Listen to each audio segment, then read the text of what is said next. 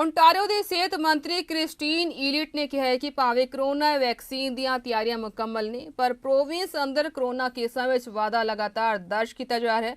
ਉਹਨਾਂ ਕਿਹਾ ਹੈ ਕਿ ਸਿਹਤ ਮਾਹਰਾਂ ਵੱਲੋਂ ਲਗਾਤਾਰ ਇਸ ਦੀ ਗਿਣਤੀ ਤੇ ਨਜ਼ਰ ਰੱਖੀ ਜਾ ਰਹੀ ਹੈ। ਉਹਨਾਂ ਕਿਹਾ ਹੈ ਕਿ ਯੂਰਪ, ਪੀਲ ਰੀਜਨ ਅਤੇ ਟੋਰਾਂਟੋ ਵਿੱਚ ਇਸ ਦੇ ਮਾਮਲੇ ਲਗਾਤਾਰ ਵਧਦੇ ਹੀ ਜਾ ਰਹੇ ਨੇ। Chief Medical Officer of Health, he takes a look at the data on 2 days a week, and then if the numbers are going up in a particular area, he speaks with the local medical officer of health. He also to obtain his or her view of the situation and whether they believe they should take stricter measures. They also take a look at the rates of hospitalization, number of people in intensive care, number of people on ventilators, and so on.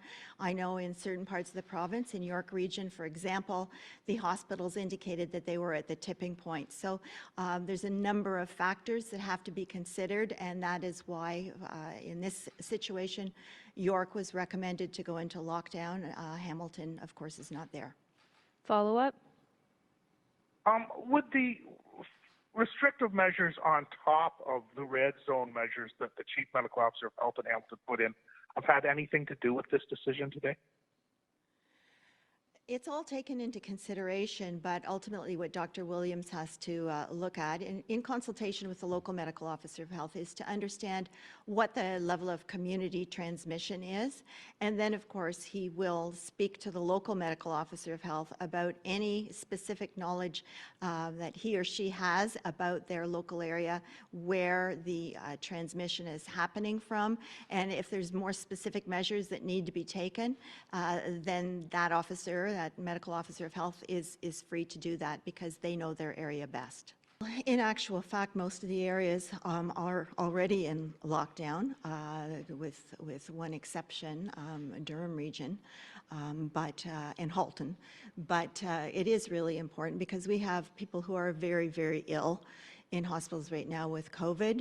There's a very limited number of hospitals that can do the kind of work, ECMO, where you can actually where people can't be on ventilators. It's sort of a super system to deal with that. And we know that there are very, very ill people there that are putting a lot of stress on our frontline healthcare workers.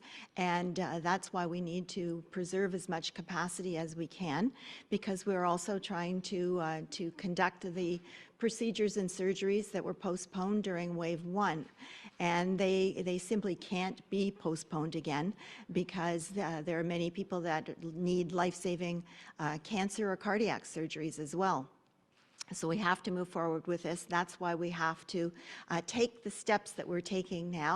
And we've taken steps with 7 public health units this week. And if we have to do more, we will. But we're following the data very, very closely. And we're in close contact as well with the Ontario Hospital Association as well.